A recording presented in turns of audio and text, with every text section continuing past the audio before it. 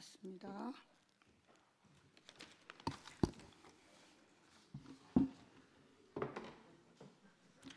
안녕하십니까. 저는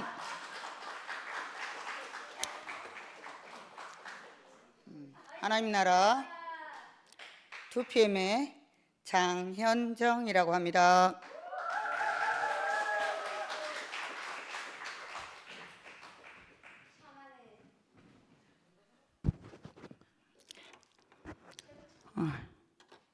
저는 그동안 55년 동안 말이라고는 똑바른 말을 한 번도 해본 적이 없어서 아이가 엄마라는 소리를 2만 번 들어야지 엄마라는 소리를 할 수 있다고 합니다. 저는 그 말을 배우는 아이처럼 엄마라는 말 한마디 하는 게 이렇게 어려운 줄을 지금에서야 알게 됐습니다. 그래서 얼버무리고 말이 제대로 나올 수 있도록 여러분이 귀를 쫑긋 세우시고 들어주시면 잘 들릴 거라고 여겨집니다. 이제부터 엄마라는 소리를 이때까지 한다는 소리가 55년 동안 이 씨발족발만 했기 때문에 지금 새말을 하는 데 있어서 여러분이 듣기가 어려울 텐데, 자, 귀를 쫑긋하게 듣고 엄마 소리를 듣는다는 심정으로 들어주시기를 간절히 바랍니다. 히브리서, 오늘 히브리서를 성경을 읽는데 히브리서에서 소리가 들리는 것 같습니다. 히브리서 1장 3절에서 5절, 아드님은 하나님 영광의 광채이시며 하나님 본질의 모상 형상으로서 만물을 당신의 강력한 말씀으로 지탱하십니다. 이렇게 들렸습니다. 아들 말이 또 들립니다. 열이 나던 날 아침에 나는 소파에 누워 있었습니다. 그날은 보통 10시에 일어나는데 아들은 아침 7시부터 엄마 일어났어요? 빨리 와주세요. 문자를 듣고 가서 소파에 누워 있었습니다. 엄마가 엄마 이리 와주세요. 그리고 이상하게 그날 아침에, 일요일 아침에 저는 아침부터 아들에게 판단을 먹였습니다. 너랑 같이 십자가에 매달려 있는 사람들 다 어디 가고 자꾸 엄마를 부르노. 근데 그래, 소파에 널브러져 있는 나에게 아들이 말합니다. 엄마 이리 와주세요. 내가 잘못했어. 오줌 좀 누워주세요. 그리고 눕혀주세요. 저 사람들은 저렇게 살고요. 우리는 이렇게 살아야지요. 그리고 다시 난 밀려오는 피곤과 나른함 때문에 또 소파에 누워 있었습니다. 한잠을 잡니다. 그러던 중에 송규 오빠가 교영이랑 10시에 띵동 하는 겁니다. 그래서 느닷없이 나는 문을 열어주고 또 소파에 누워 있었습니다. 나는 이렇게 나른함을 이기지 못하는, 하나님이 오시든지 말든지 때마다 달구새끼 졸듯이 그리 살았습니다. 뒤돌아보면 섬뜩 누가 온 것 같은데, 오늘도 누구랑 있는 것 같은데, 오늘 나와 함께 있는 모든 분들이 감사합니다. 진광이를 통해서 하나님이 나타나셨다 함은 내 말이 아닙니다. 빛으로 인생을 사뿐히 지려밟고 오셨다가 가십니다. 내 말이 아닙니다. 하나님이 오셨다는 말은, 또 마음은 감사가 밀려왔기 때문에 분명하고 확실하게 했습니다. 누군가를 처음 만났을 때 그 사람이 어떤 사람인가를 빨리 파악해야지 나는 살 수 있었던 사람입니다. 그리스어로 페르소나라는 말이 가면이지요. 현대 사회에서는 이것을 성격이라고 말합니다. 태아 7주부터 2살까지 인간은 태어나서 울고 싶으면 울고 웃고 싶으면 웃고 주변 환경이 그렇게 다 할 수 있도록 받쳐주지요. 저는 그걸 했는지 못했는지 알 수 없습니다. 그래서 그 소리를 내느라고 항상 나에게는 지랄빙 같은 소리가 자꾸 나오는 것 같습니다. 오늘도 대구까지 달려온 아빠한테 지랄빙을 하고 오는 길입니다. 오늘 나는 다시 태어나고 싶습니다. 10월 3일 하늘이 열린 날 개천절, 오늘은 내 생일입니다. 그런데 어찌 됐는지 남동생과 생일이 똑같이 기록이 되어 있는 겁니다. 50년이 넘도록. 그래서 내 생일은 원래 여름 7월 20일로, 그러나 동생 생일을 같이 살게 되었습니다만, 그래서 교회에서는 7월 생일 한번 치르고 10월 생일 또 치르고 나는 생일을 2번씩이나 챙겼던 사람입니다. 어른들 기억으로 할아버지가 술을 잡수시고 아이가 태어났는데 자전거를 타고 오셨다고 합니다. 그날이 확실히 개천절이었다고 큰엄마가 말씀하셨습니다. 생일은 할아버지의 기쁨의 날이기도 했고, 내 동생 현석이 태어난 날을 고마 약주하신 할아버지께서는 다시 아빠가 이혼하시고 시골에 나를 맡겨놨을 때 또 기억을 모아시고 호적에 7월 20일로 똑같이 올려놓으셨던 것 같습니다. 어느 순간 시간이 지나면서 원래의 나가 무엇인지 나는 이렇게 생일만 봐도 알 수가 없습니다. 주변으로부터 순간순간 얼굴을 다급히 바꾸고 살아야 하는 시간이 올 때마다 나는 내 얼굴을 찾을 수가 없습니다. 초등학교 때 우연히 3학년 작은 다리를 보며 길을 걷는데 빠지고 싶다, 죽고 싶다라는 말을 처음 했습니다. 그날은 일요일 아침 TV를 켜고 우리 아빠는 말씀하십니다. 현정아, 은하철도 999 한다. 주황색 TV 박스를 틀어놓고 일요일 날 아침에는 항상 나를 깨우셨습니다.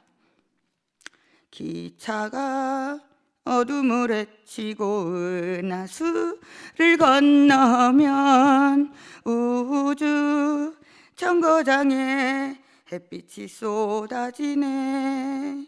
행복 찾는 나그네의 눈동자는 불타오르고 엄마 잃은 소년의 가슴엔 그리움이 솟아오르네. 힘차게 달려라 은하철도 999, 힘차게 달려라 은하철도 999, 은하철도 999. 은하철도 999의 슬픈 결말은 기계 인간들의 모습 중에 육체의 몸을 바꾸어가며 살아가야 되는 이야기입니다. 주인공 철이 엄마는 기계 인간의 꿈을 꾸는 사람이었고, 철이를 은하철도 999에 태워갖고 멀리 여행을 떠납니다. 엄마가 살았는지 죽었는지 알 수 없습니다. 나는 매주 일요일 날 아침에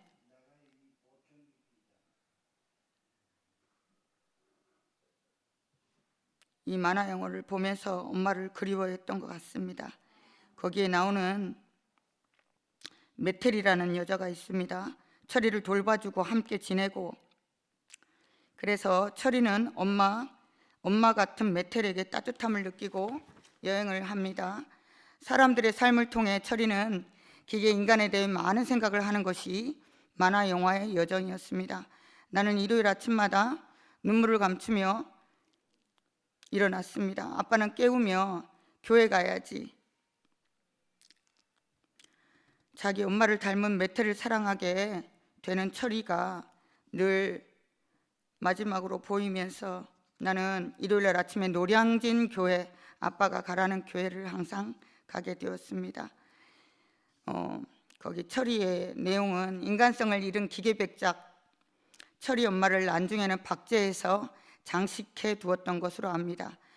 그걸 보면서 사람의 삶은 어떻게 사는가를 배웠던 것 같습니다. 거기에서 만화 영화 내용이 결말은 사람의 삶은 유한하기 때문에 온 힘을 다해 살아가는 것을 보게 됩니다.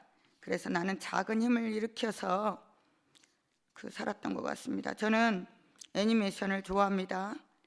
그리고 애니메이션을 전공했습니다.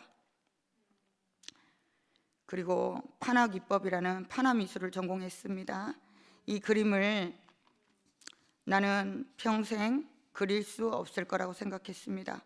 그런데 오늘 아침에 내가 이 그림을 다시 그리고 있구나 하는 생각이 들어서 애니메이션 이야기를 합니다. 내 인생으로 이 애니메이션은 다시 시작돼야 합니다. 재미있게 시작돼야 합니다. 언젠가 이열레 목사의 생애를 그림으로 그려봄이 어떠냐, 이런 제안이 들어왔습니다. 그것을 누가 할꼬? 그래, 애니메이션을 전공한 내가 나에게 시켜줄 줄 알았어요. 그래서 어느 날 저는 김윤동 교수와 내 선생님, 애니메이션 선생님, 교수님을 찾아갔습니다. 김윤동 선생님이 권혁준 선생님을 만나서, 그분은 꺼벙이를 그렸던 만화 작가예요. 그리고 그럽니다. 김윤동 교수가 그는 전문대 교수라서 부족하다 생각한다. 그리고 이진실에게 나는 미래대 강의 자리를 따준 적이 있습니다. 그런데 이진실은 전문대는 스펙이 의미가 없다, 이렇게 추강을 안 하고 그만뒀던 것 같습니다. 평생 씹어먹어도 모자랄 개진상들입니다. 그래서 김윤동 교수는 요즘도 십자가의 예수를 못 박는 그림만 그리고 있는 것 같습니다. 여기서 욕 한번 합시다. 자, 오른손. 우리 아빠랑 목사님은 들지 마세요. 자, 하나, 둘, 검지, 중지. 자, 다시 오른손. 하나, 다 같이 하나, 둘, 니미럴. 다 같이 하나, 둘, 뭐라고요? 니미럴.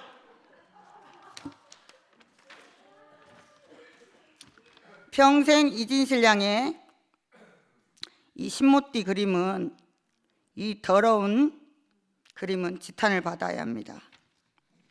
십자가 그림은 그린의 발트라는 인물을 사실화시켜서 그리는 중세 미술의 거장입니다. 그런데 여기서 원근법도 없고, 중세 미술은 아름다움을 표현하는 그림인데, 여기서 이 작가는 의도가 성경의 인물을 보여주기 위해서 원근법이라는 것, 기교를 하나도 사용하지 않은 신모띠 그림을 다시 보십시오. 이 평면 그림의 주도적인 의도는 무조건 예수가 사람이었음을 보여주기 위한 그림입니다. 이 그림을 아름답게 그리려는 의도는 전혀 없습니다. 자, 이렇게 하나가 선택되면 사라질까요? 필요하면 상황마다 바꾸어져 가는 이 가면이 저에게는 전혀 없습니다. 지금 이 상황에서도 바꿀 수 없는 이 가면을 가지고 여기 서 있습니다. 나는 벌거벗었으나 부끄럽지 않은 세상, 이 나라에서 얼마든지 살고 있습니다. 여기서부터 나는 누구인가, 나는 이제부터 어디로 가는가, 나는 어떻게 살아왔는가, 이 질문을 더 생각해 봅니다. 하나님은 계속 말씀에 오고 계십니다. 말씀에 오셨던 것 같습니다. 그 하나님을 찬양합시다. 산 위에 나는 들리워져서 소리쳐야 합니다. 그분은 더 이상 비밀스럽게 오시는 분이 아닙니다. 이제 그분은 나를 통하여 터져 나오셔야 합니다. 나를 알면, 아들을 알면 하나님은 살았고 운동력 있고 좌우에 날선 검같이 살아계신 것을 느끼실 겁니다. 하나님께서는 예전에는 예언자들을 통해서 여러 번에 걸쳐 여러 가지 방식으로 히브리서 1장에 조상들에게 말씀하셨지만 이 마지막 때에는 아무것도 아니고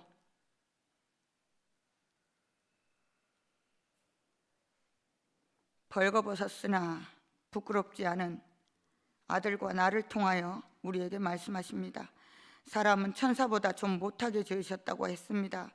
하나님께서 천사들 가운데 그 누구에게라도 오 너는 내 아들 내가 오늘 너를 낳았도다 하고 말씀하신 적이 있습니까? 또 나는 그의 아버지가 되고 그는 나의 아들이 되리라 하고 말씀하신 적이 있습니까? 또 맏아들 예수 저 세상으로 데리고 가실 때 하나님의 천사들은 모두 그에게 경배하라고 하셨습니다. 그리고 천사들과 관련해서는 그는 자기의 천사들을 바람처럼 만들었다고 써 있습니다. 자기의 시종들을 타오르는 불처럼 만들었다고 하십니다. 아들과 관련해서는 이런 말씀이 또 있습니다. 하나님 당신의 왕자는 영원 무궁하여 당신의 왕홀은 공정의 홀입니다. 공의의 하나님이시라는 거죠. 이 말씀이 오늘 내가 읽어지면서 아 주님 당신께서는 태초에 땅을 지으시기도 하셨지만 하늘도 당신 손에 있군요. 그것들을 발견하게 됩니다. 그것들은 사라져가도 당신께서는 그대로 계시다는 것을 알게 되었습니다. 다 낡은 옷처럼 낡아지는 것입니다. 향기로운 재물이란 말이 징그럽게 정서에 안 맞게 들리실 줄 몰라도 나는 그 하나님의 재물이 되기를 소망합니다. 하나님을 따르는 사람을 우리는 2PM에서 보게 됩니다. 너무나 큰 은총입니다. 거룩하고 깨끗한 우리 진광의 인생을 보면서 하나님이 이렇게 사용하시는구나.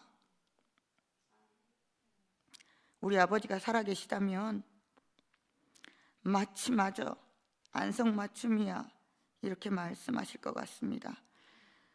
아들의 인생을 통해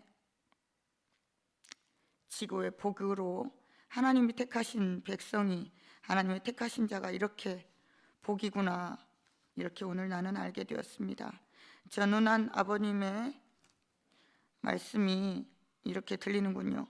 하나님을 체험하라. 도대체 하나님이 어떤 분인가? 알기 전에 나는 누구인가?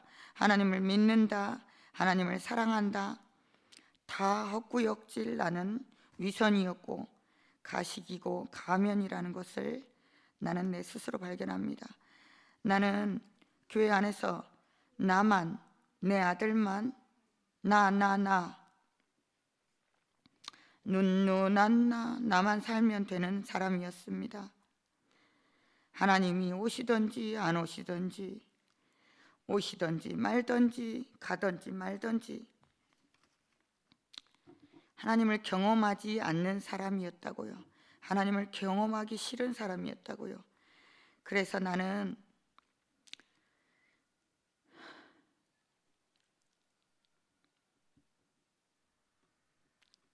하나님이 오신 줄 모르고 그 지랄을 하고 살았던 모양입니다. 하나님이 나를 왜 이렇게 강권하여 부르시는지 강권하시는지 모르겠습니다.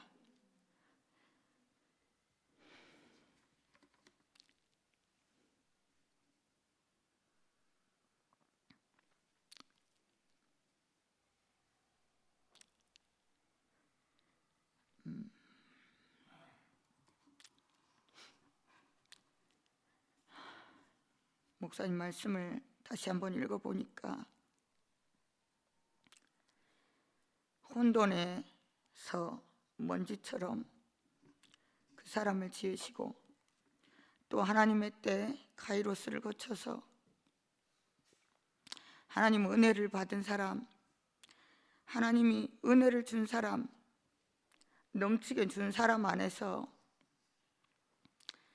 하나님의 힘이 느껴진다고 하시더군요. 나는 그 하나님의 힘이 느껴지는 사람으로 오늘 여기서 살고 있습니다. 인생은 성공이 있고 나는 실패뿐이라고 생각했습니다. 그런데 지금 보니 오직 과정이 있을 뿐이라는 것입니다. 내 인생이 가치가 있고 빛나기 이전에 나는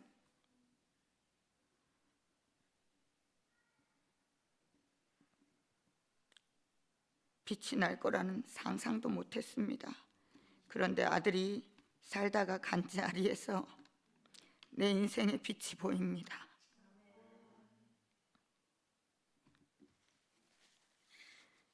아들은 늘 말했어요. 나를 낳아줘서 감사해요. 그것이 처음부터 끝까지 진광이 말이었습니다. 나도 아들처럼 우리 아빠에게 이 말을 하고 싶습니다. 아빠, 나를 낳아줘서 너무 감사합니다. 그것으로 나는 그 말을 하고 싶어서 우리 아빠를 붙잡았던 겁니다. 우리 아빠는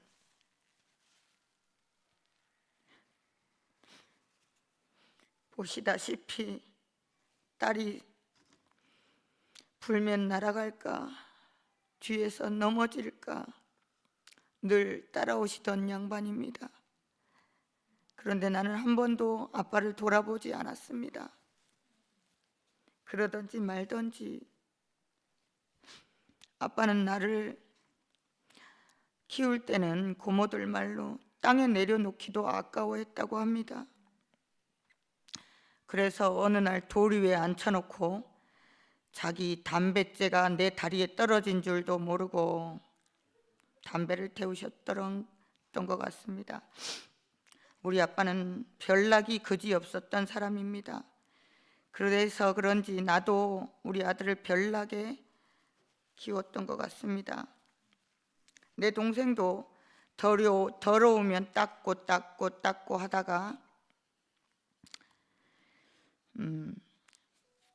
우리 아들의 말에 의하면 실제 은혜밖에 없다는 말 기억나시죠? 나도 그 실제 은혜로 살고 있습니다.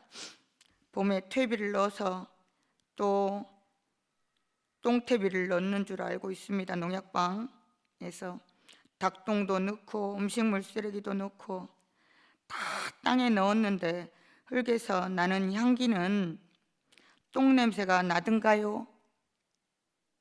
안 나지요.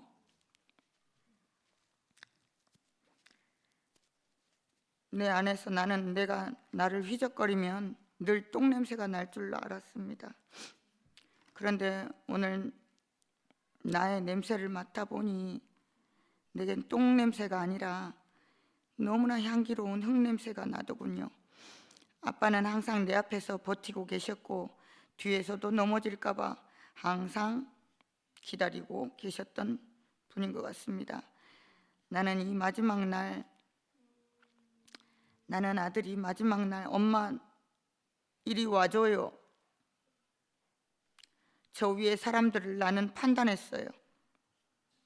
그런데 아들이 먼저 말을 하더군요. 내가 잘못했어. 오줌 마려워. 오줌 좀 누워주세요. 몸의 일을 몸만 봤어야 하는데 나는 자꾸 엉뚱한 걸 보고 자꾸 실수를 합니다.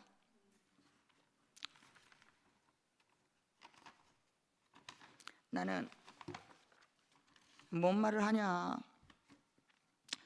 목사님 말씀 중에 집을 지어야 하는데 벽돌만 가지고 논다. 어린애 수준이다. 벽돌로 집을 지으라 하셨어요. 하나님을 체험하는 데는 성숙해야 하고 성숙해서 이 놀라운 세계를 보아야 하고 경험해야 하는데 나는 그동안 놀기만 하였다는 것이죠. 하나님께서는 뜻을 전하고 달리는 사람은 뒤돌아보지 않고 날마다 믿음의 주요 온전케 하는 예수를 바라보라 하십니다. 어떤 사람은 눈에 보이는 기적에 매여 있고 어떤 사람은 옛날에 기억에 매여 있고 어떤 사람은 현실의 복만 매여 있다 합니다. 하나님 나라는 말에도 있지 않고 행위도 있지 않고 오직 생명 안에 있답니다.